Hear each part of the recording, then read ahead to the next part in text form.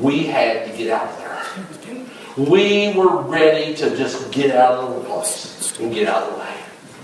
Sometimes we want to see what's there. We want to see more of it. We want to know by our own experience. As we look at our relationship with God, each one of us as born-again Christians should have that desire to want to know more about God. To know all of the details that God gives us of Himself. To know all the things that He shows us in His Word that describes Him. We want to know all that's there. We want to know the details. In the Old Testament, we find the story of a man named Moses. You follow him throughout the first 5 books of the Bible, basically. But when we see the story of Moses, we realize one of the things that Moses desired was a deeper walk with God.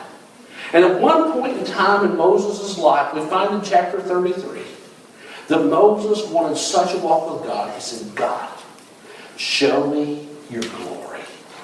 Now, it's my hope that every person here desires that deeper walk with God. So this morning, let's look at Moses to see how he called out to God. As he said, God, show me your glory. And you find it in Exodus 33. We're going to start our reading with verse 13, but I'm going to ask you if you would to stand in honor of the reading of God's Word. Exodus chapter 33. We're going to begin with verse 13. Now therefore I pray thee, if I have found grace in thy sight, show me now thy way, that I may know thee, that I might find grace in thy sight, and consider that this nation is thy people. And he said, my presence shall go with thee, and I will give thee rest. And he said unto him, if thy presence go not with me, carry us not up hence. For wherein shall it be known here that I and thy people have found grace in thy sight? Is it not in that thou goest with us? So shall we be separated, and I and thy people, for all the people that are upon the face of the earth.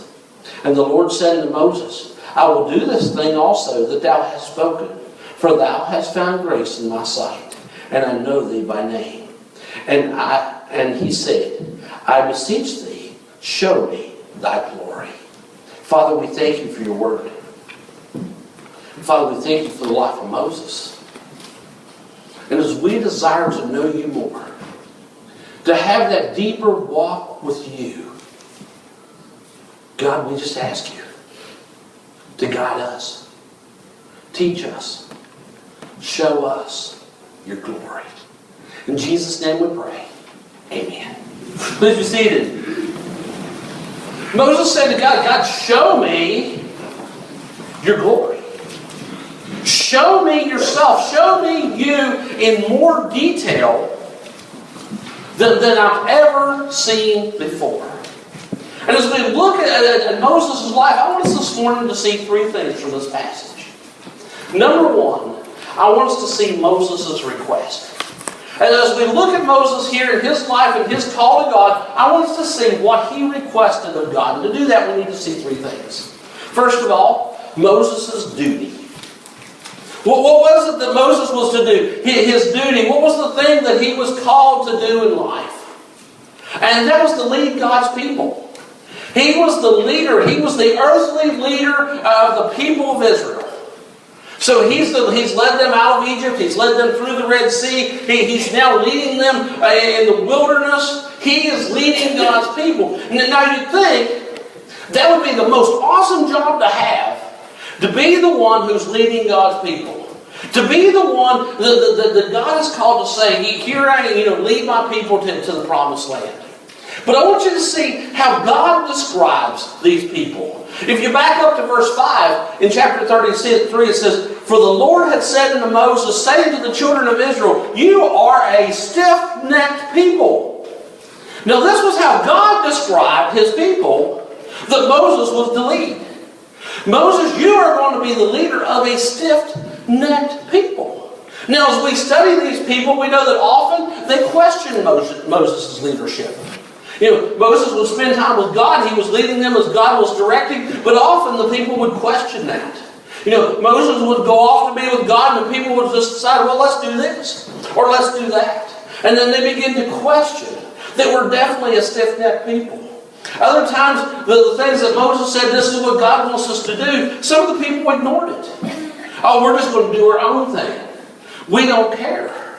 So Moses' job, or Moses' duty, was he was to lead the people who didn't want to be led.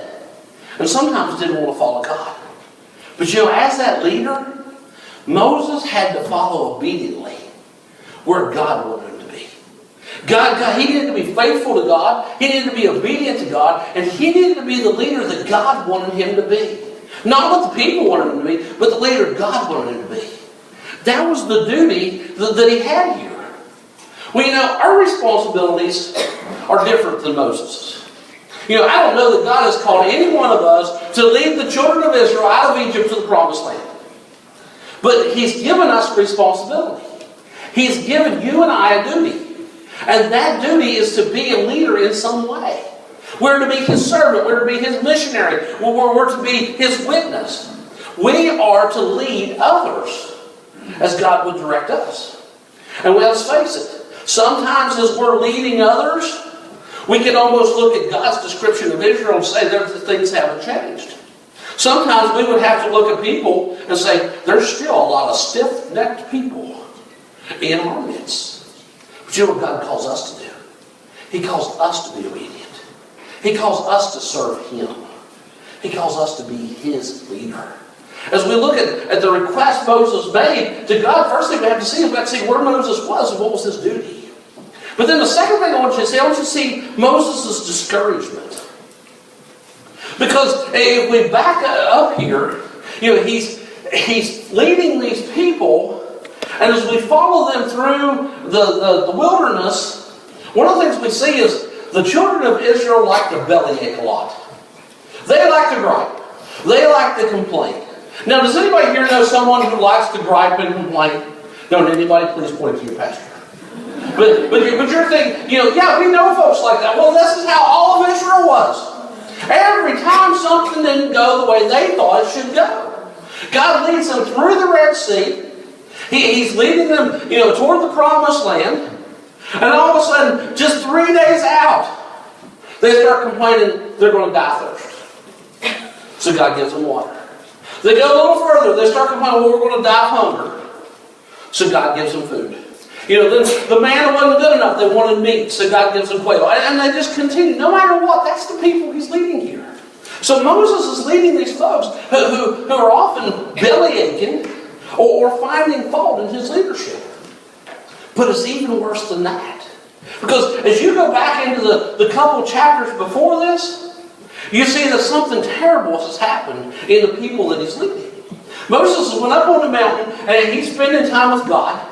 God gives him the 10 Commandments. This is the law of the people that God has given them. And God gives it to him. They're on the tablets of stone. And Moses is to come down and show the people this is what God says we're to do. But you remember what the children of Israel decided to do while Moses was up getting the 10 Commandments? They decided, well, Moses is going and we don't know if he's coming back or not. And we'd have to have something to worship. So they went to Aaron and his brother and said, Aaron, if we bring you all of our gold and all of our jewelry, will you make a golden calf so that we can worship it? And they kept pressuring, and finally Aaron says, yeah, I'll do it. So they brought him all their jewelry, all their earrings, and all kinds of stuff, and they brought it in, and they melted it down, and they made this gold calf. So when Moses comes back down from spending time with God, carrying the 10 Commandments that God has given him to the people that God has called him to lead, all of a sudden he gets there and he finds out these folks have turned away from God, built a golden calf, and are worshiping it in the way that the pagans worship. You remember what Moses did? He did. He broke the 10 Commandments. He was so mad he threw the 10 Commandments down and they broke. Later God's going to make him carve the next set out of stone. Then God's going to write the law on him. But there was something else he did. He was so angry with the people about their lack of following God that he took the golden calf, he threw it in the fire and destroyed it. Then he took the gold from that, ground it into dust, mixed it with water, and made the people drink it. Now, do you think Moses was a discouraged leader? Absolutely. He had it up to here with the children of Israel. So when we back up to look at the request that Moses is going to make out of God, we see his duty is to lead a stiff-necked people. His discouragement is the stiff-necked people don't seem to want to follow very well. But then we look at a third thing, and that's Moses' desire. And as we follow through in that story, when we come to the passage that we read today, and Moses' desire was to know God more. He wanted to experience God in a deeper way. Now, I had to stop here because I'm thinking, I've had a few times in ministry, I can almost relate to people or what he's going through. I've yet to have a time that I've wanted to take somebody's idol and grind it up into dust and mix it in water and make them drink it. But there's been times in ministry it's been discouraged. And I thought, how I handled it. In the flesh, how do we handle discouragement? Well, we have some things. Well, one, we try to fix it. Two, we try to cover it up. Three, we try to make it better. Or four, we try to pacify it. If I can just do enough. And in these times of discouragement, what do we do? But here's Moses' desire. He wants to have a deeper relationship with God. He wants to walk with God in a deeper way than he's ever done before. And as we look at these verses we read, I've come up with 4 ways that he desired that deeper walk with God. Number 1, he wanted to be deeper in his ways. He wanted to know God's ways. Verse 13 says, show me your ways, O Lord. And he wanted God to show him. He wanted to understand the way God thought. He wanted to understand just the way of God. So he's there. He says, Lord, show me your ways. So part of his desire was he wanted to know the way of God. The second thing I found there was he wanted God to show him his person. In the same verses, verse 13, it says, I pray thee, that if I found grace in your, show me now your ways, that I may know you. He wanted God to show him himself so that he can know God more. He wanted to have that deeper relationship, and he knew the only way to do that was he had to get closer to God. Now, I want to challenge you all to do something before you leave today. I know you have things to do, places to go, people to see, and lunch to eat. But before you leave, I want to challenge you. I want you to come up here and start at this wall. And I want you to read that bottom line. And as you do, now you keep in mind, the kids couldn't do it from here. But I want you to see, and I know some of us, when we get up there, we almost can't read it, but I want you to see how close you have to get before you can read that bottom line. And here's why.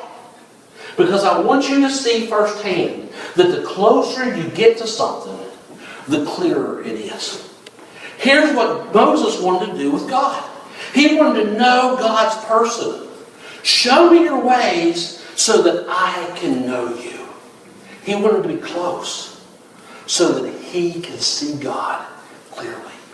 So he wanted to know his ways. He wanted to know his person. And the third thing I came up with was he wanted to know his presence. As we follow through verse 15, it says, he said unto them, if thy presence go not out from me, carry us not up hence. Lord, I want to know your presence. Don't take your presence from me. I want to feel you close. I want to know you're here. I want you beside me. I want to feel your presence. You ever been at a time in your spiritual life where you weren't quite walking with God? You weren't exactly where God would have you to be. And because of that sin, you felt like God was distant from you. And you wanted him close. That's what Moses is asking here. Not only did he want to know his ways or his person, he wanted to know God's presence. That was his desire. Lord, I want to feel you close to me. And the fourth thing I find in verse 18, he wanted to know his glory. He says, and show me your glory. I want to see you, God, as you truly are. I don't want you to hold anything back. I want to know exactly who you are, and I want to see you the way that you are. I want to see your glory. Here's where I think a lot of times we fall guilty. We get our own picture of God. And we put him into our picture frame. And we place him into what we think. So because of that, we begin to say, this is who God is. This is how he is. And then we put him into our picture. Well, you know the sad part about that? We can't just put God into a picture frame. God is who he is. Moses is telling him, I want to see your glory. I want to see who you are. So as we look at Moses' request to set the stage, we had to see his job. He was to lead the stiff-necked people of Israel. We saw his discouragement. They didn't want to be led. They wanted to do their own thing. But then with that, we see his desire. Above all else, he wanted to be obedient to God. He wanted to be the leader that God wanted him to be. And he wanted to be closer to God than he ever was before. Folks, is it our desire to want to know more about God? Not just on the surface, oh, we just come to church today. And, I'm going to leave feeling good because I was here. Sang my favorite song, so I'm happy. Or do we have that desire to know God more? Lord, show me your glory. Now, as we look at Moses' request, the second thing I want us to look at God's response. Now to see God's response, you're going to have to read the rest of this chapter. And you can do that this afternoon, but let me give you a couple of highlights from it. As we see God's response, number one, we see a promise. God tells Moses in just the next verses that he is going to grant Moses' request. If you want to see my glory, you're going to see my glory. Why? Verse 17 tells us the answer. Because you have found favor in my sight. You found grace in the eyes of the Lord. I'm going to grant your request. You're going to see me in a way that you never have before. Because you found grace in my eyes. So Moses is going to get what he's asked for. He's found grace in the eyes. So in other words, what Moses has done, Moses hadn't earned an experience with God. We can't do enough good things to where God keeps a tally system, and once we get 10 points, we get something. And once we get 20 points, we get something. We get 100 points, it's a good prize. And 1,000, we can see God. God doesn't work that way. So this wasn't something that Moses earned. This is something that because he was striving to live for God and striving to be obedient, God says, by my grace, I'm going to do this for you. I'm going to let you see my glory. And he's going to fulfill that promise. He couldn't force God onto it. He couldn't sit there. And I think sometimes we can become guilty of this. We want to say, God, I've done this for you, and this for you, and this for you, and this for you. I think I deserve something. That wasn't what Moses was doing here. Moses didn't go to God and say, God, I've led your stiff-necked people. I've wandered them around in the wilderness for all this time. I've been up the mountain and down the mountain and up the mountain and down the mountain with you. We've built the tabernacle. So God, I deserve something. He just desired a deeper walk with God. And from that he was able to say, God, show me your glory. And God says, I will. Because you found grace in my sight, I will show you your glory. But it wasn't just that. It wasn't just a promise. The second thing we need to see is we need to see a place. And Scripture tells us here, verse 21, 22, 23, what God did with Moses. It says he took him, he says, Moses, you can't handle it. You are not in this physical body, in this physical life, you are not able to see all of my glory and live. It's just more than you can handle. So here's what I'm going to do.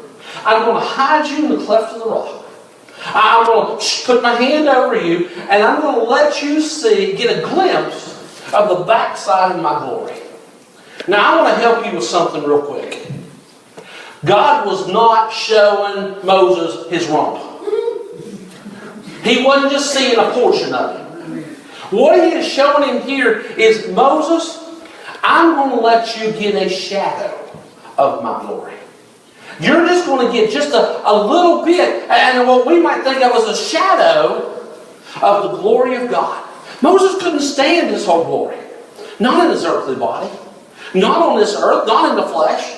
He's saying to him, I just want to show you, I'm going to give you a shadow. I'm going to hide you in the cleft of the rock. But folks, I want you to see a spiritual lesson here. Because it's the same thing for us. We want to see God. Scripture tells us how to see God. Let's see. What did God do with Moses? Put him in the rock. What does the New Testament tell us is our rock? Jesus.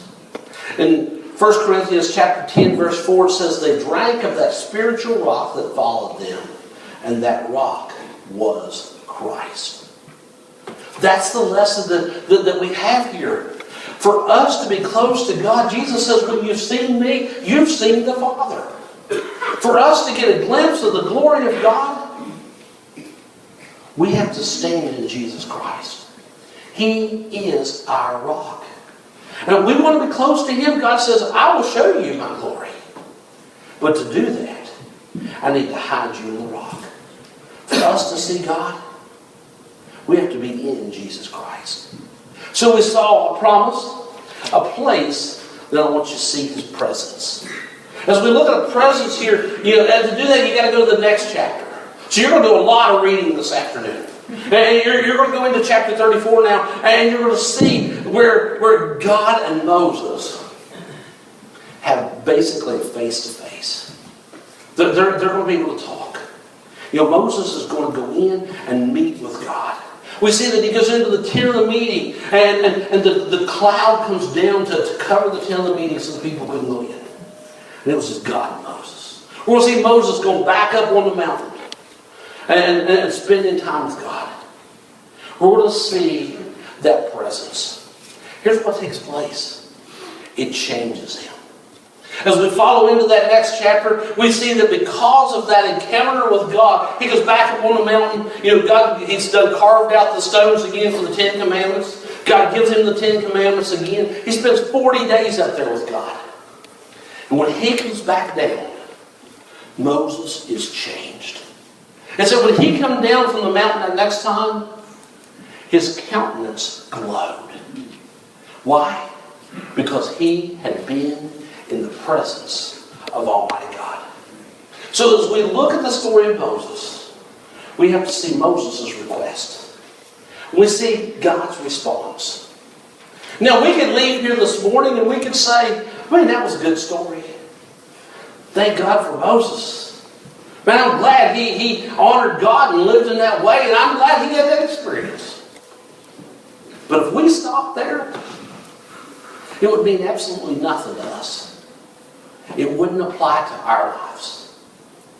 So we have to look at one more thing, and that's our results. Moses said, teach me your ways, God, so that I may know you. Don't let your presence ever leave me. God, show me your glory. Maybe today, your spiritual desire is to know God more. Maybe today in your spiritual walk, you feel like you're way back here and everything about God is fuzzy. But you want to be closer so that you can see Him more clearly. So that He becomes plain to you in your walk with Him. Moses said, God, teach me your ways so that I can know you. Don't ever let your presence leave me. Lord, show me your glory. Maybe today that's your desire. I hope that's your desire. But for us to see that, I want us to look at a few things about Moses. First of all, his humility. When he met God face to face, as we read in 34 what happened, he saw God as He truly was. And his response was, he fell down before Him. He humbled himself. When we see God truly as He is, we realize we're nowhere close to that. I think many times we have this warped view of ourselves. Spiritually, we think we're better than we really are. Well, no, I go to church. I'm there every Sunday. I have a 45-pound Bible that I carry under my arm. I have 16 translations on my phone. I'm pretty spiritual. I pray. I read the Bible some. We get to thinking a lot about ourselves, don't we? We get to think, well, I'm pretty good. I've done all these things. Moses was the leader of God's people. But when he met God face to face, he humbled himself before God. He realized who God was. And he wasn't. And because of that, he humbled himself. But not only that, we don't only see his humility, but we see his worship. He fell down on his face before God. We have a warped view of ourselves spiritually. And I think a lot of times we have a warped view of what worship is. We look at worship as it's the singing, the preaching, and the praying. The singing should be long, the praying should be loud, and the preaching should be short. That's just worship. And we kind of get this idea that that's worship. That's not what worship is. Worship is lifting high God. It's exalting God, and to do that we lower ourselves. And when Moses saw God for who he was, Moses fell down on his face before God. He worshiped God. So for us, for that change in our life so that we can see God's glory, number one, we have to humble ourselves before God. We realize we're not God. We're not even close. He's awesome and almighty. We're sinners. And we worship Him. We glorify Him. We lift high the name of God. And the third thing we see His outward change. Because Moses spent time with God, he was changed. Because he spent time with God, his whole countenance changed. Moses come back down off the mountain, and as you read in chapter 34, you're going to see he glowed. Keep reading into the next chapter, and you'll find out he glowed so much that the people couldn't stand to see the glow. When he went into the tabernacle or the place to meet God, he took the veil off, but when he came out to the people, they put a veil over his head. You imagine showing the glory of God so much through your life that the people couldn't stand it. For him to talk to them, they put a veil over his face. Just so, because he glowed so much. Now, I don't want us, I don't know, maybe we do need to get to the place where the lost can't stand it. But I'd just like to show the glory of God through my life. We sing the little song with our kids, "This little light of mine, I'm going to let it shine." And we do all the little fun verses. Don't let Satan get out. Shine all over old fields. But we want to let our light to shine. Don't let anybody know I know Jesus. You know what, folks? I want to be so close to God that I don't have to tell them. It just shows. I want His glory and His presence to show and shine through me. I want to have that Jesus glow so that folks can know I've been with God. I learned something a long time ago. I'm going to give you a secret in ministry. This will help you out tremendously. A person who has to continually tell you about their walk with God probably isn't. Just a true fact. A person who's continually telling you about how wonderful their prayer life is probably is not. The person who's continually telling you about their spiritual journey, I go to church, I do this, I do that. They're probably not where they need to be, or even where they think they are. But those who've truly been with God, when we see Moses, they change. And you can notice that. You can notice that inward change from the outside. So as we look at the results of what we want God to do in our life, it's going to take humility. We're to truly worship Him. And when we do, we'll be changed to the point that others will notice that. We can't do that ourselves. Oh, we can try. We can put on the spiritual face. Hello, brother. How are you today? I'm glad to have you in the house of the Lord. And then they cut us off as we're leaving the parking lot. Get out of the way, you lazy bum. Oh, sorry, brother. God bless you. But when we try to do it, Holly's thinking, I hope you don't do that leaving the parking lot. But, but when we try to fix it ourselves, that's what we do. Because our true life's going to show. But when we let God become first in our life, He's going to show through us. We humble ourselves, we worship Him, and He's going to make a change that's going to be evident to those around us. But the fourth thing I see from Moses was it led him to a deeper relationship with God. It led him even deeper. That relationship between Moses and God grew deeper than it ever was before. Now I want you to think about that for a moment. Because I don't know where you are spiritually. Some of us from our testimony or the fruit that we see, we can kind of gather a little bit. We might even know what field we're in by our fruit. But I really don't know where you are with God. But God does. And here's Moses, the leader of God's people. The one that God singled out, called, worked in his life, did mighty miracles so that he could lead the people. It'd be so easy for Moses to say, I'm doing enough for God. I'm where I need to be.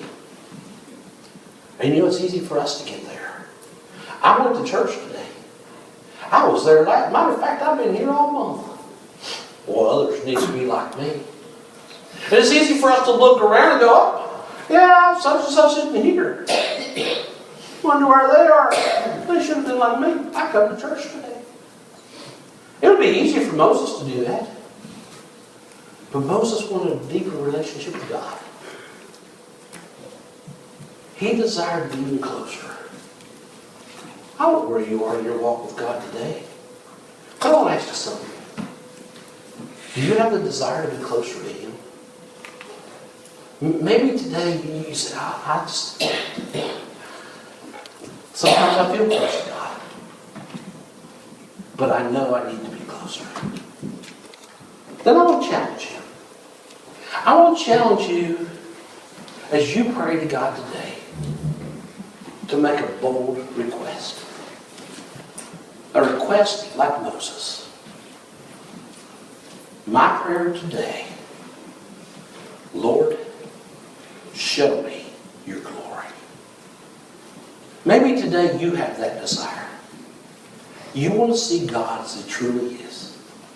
You want Him to work in your life in a mighty and magnificent way that only God can. And you want to say to Him, Lord, show me your glory. As we sing a final song, let that be your hymn of invitation. Maybe right where you're standing, you want to just go to God in prayer and say, Lord, I want to be closer to you. Maybe you'll have to confess sin so that God will forgive that. Maybe right now you know your life's not pleasing to Him and there's some things that needs to be changed. And you'll need to say, God, I want to do that. Maybe right now, God's already told you some avenues that you need to be followed so that you can grow closer to Him. As our little kids told us, maybe we just need to be reading our Bible more. Maybe we need to pray. Maybe we just need to make church a priority. But we want to be closer to Him. We want to follow Him. Maybe today that call on your life is one to salvation. And then the first step for you is to enter into a personal relationship with Jesus. Then I want to invite you, as we sing, ask Jesus in your life. Admit to Him that you are a sinner and that you need Him. And you believe that when He died on the cross, it was enough to pay your price 100% in full. And He offers to you salvation free of charge. What does God want to do in your life today? And better yet, are you willing to surrender that to Him? Maybe as we sing, you want to come and kneel at this altar. Maybe you just want to come and say, Lord, my life is a mess. And I just turn it over to you. Maybe there's a burden there that you want to give to Him. Maybe it's someone you want to pray for. Then I invite you to come as we sing. Father God, thank you for your word. Father, thank you that you speak to our hearts. And that your word touches our lives. Lord, I want to pray for each person here. I pray that each one, each believer, has that desire in their life. They want to see your glory. They want to be closer to you and know you as you are. Father, I pray for those that you've spoken to their life that they need a personal relationship with you. That they'll say yes and follow you. Whatever you want to do in our life, Lord, I just pray we say yes today. In Jesus' name we pray. Amen. Please stand at the same page.